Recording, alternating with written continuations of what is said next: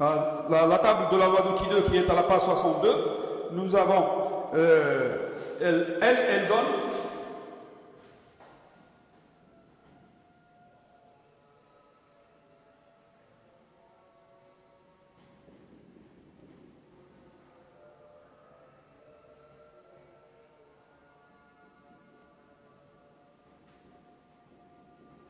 elle donne la probabilité de dépasser la valeur qui est ici. Normalement, la valeur qui est écrite, je vais mettre C comme critique, la valeur critique, telle que la probabilité de la dépasser, c'est P. Le P ici joue le rôle de 1 moins alpha, ici, pour notre exemple. Donc il faut faire très attention. D'ailleurs, la table, si vous la regardez, elle a plusieurs, elle a 9, 1, 2, je ne parle pas de la colonne des degrés de liberté, je vais parler que des autres. 1, 2, 3, 4, 5, 6, 7, 8, 9 colonnes. La dernière colonne, qui correspond à une probabilité de dépasser la valeur de 0,0001, donc 1 pour 1000, 0,1 pour 1000.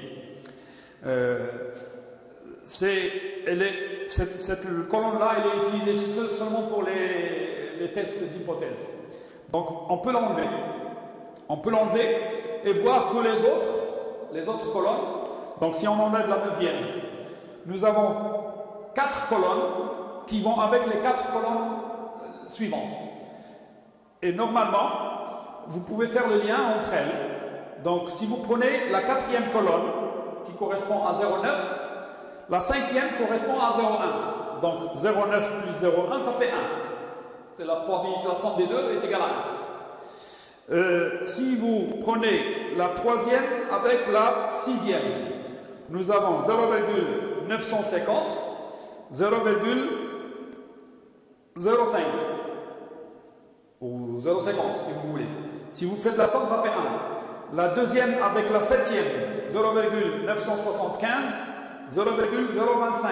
Donc si vous faites la somme, ça fait 1. La première avec la 8e, 0,99, 0,01. Quand vous faites la somme, vous trouvez 1. Et donc généralement, elles vont ensemble par 2.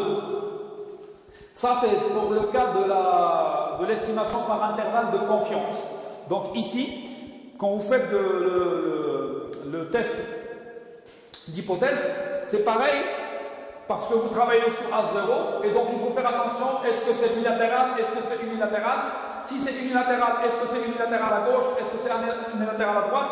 Ça, c'est très important au niveau de la compréhension du problème et de son utilisation au niveau de test d'hypothèse. Donc ici, pour avoir le qui alpha ici, la valeur, il y a une erreur d'écriture ici, c'est le qui alpha, c'est pas U alpha. Ça, c'est le problème de copier-coller.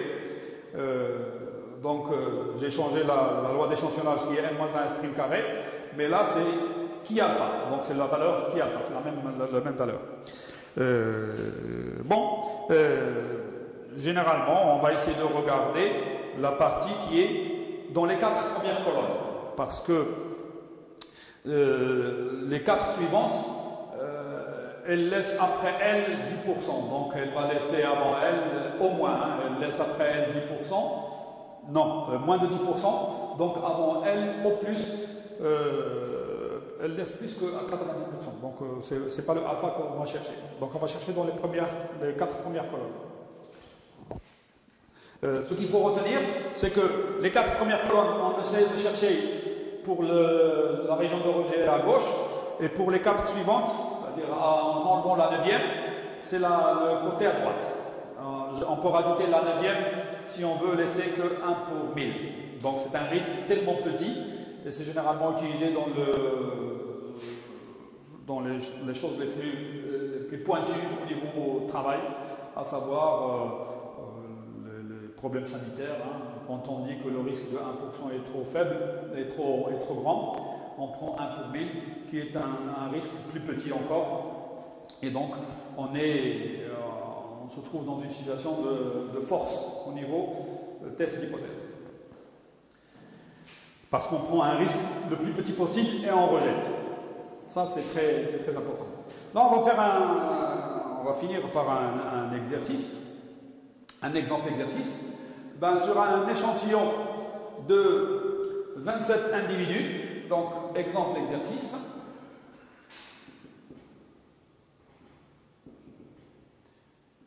N égale 27. L'écart type échantillonnal est égal à 2,32, donc S' égale 2,32, au risque de 5%. Donc ici, alpha égale 5%. Peut-on considérer que l'écart type théorique est significativement inférieur à 3? Donc on veut tester A0 sigma égale 3 contre H1. Là, il y a encore une erreur, c'est H1 ici. Sigma plus petit que 3. Donc, test unilatéral à gauche. Voilà. Donc, normalement, la loi d'échantillonnage sous A0, il faut toujours le dire, hein, parce qu'on va prendre pour sigma la valeur qui peut nous permettre de faire le calcul. Donc, sous H0, sigma égale 3, on a la loi d'échantillonnage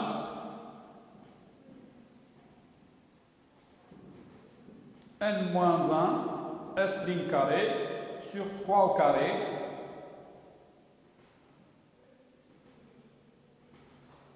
ça suit une loi de Pi2 à n-1 degré de liberté. Ça, c'est un rappel de loi d'échantillonnage. Pour alpha égale 5%, donc, et le test unilatéral à gauche, d'après la table de Pi2 à 26 degrés de liberté, parce que ici, n-1 égale 27 moins 1 égale 26. Ça, c'est très important. Je prends le degré de liberté 26 et moi, je veux qu'il y ait 5% avant. Donc, après, si je veux ici, je vais écrire avec le verbe.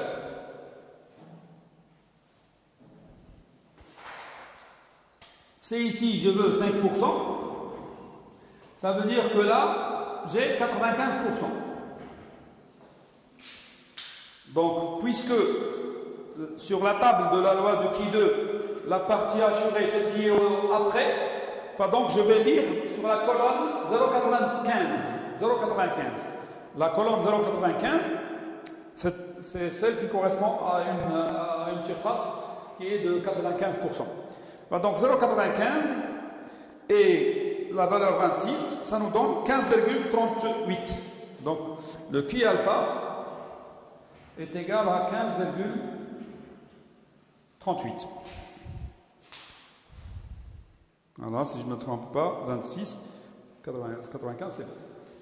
Alors le reste, ce n'est que calcul. On ne fait je fais que le calcul pour pouvoir décider, donc pour prendre la décision concernant ce test d'hypothèse. Alors ici,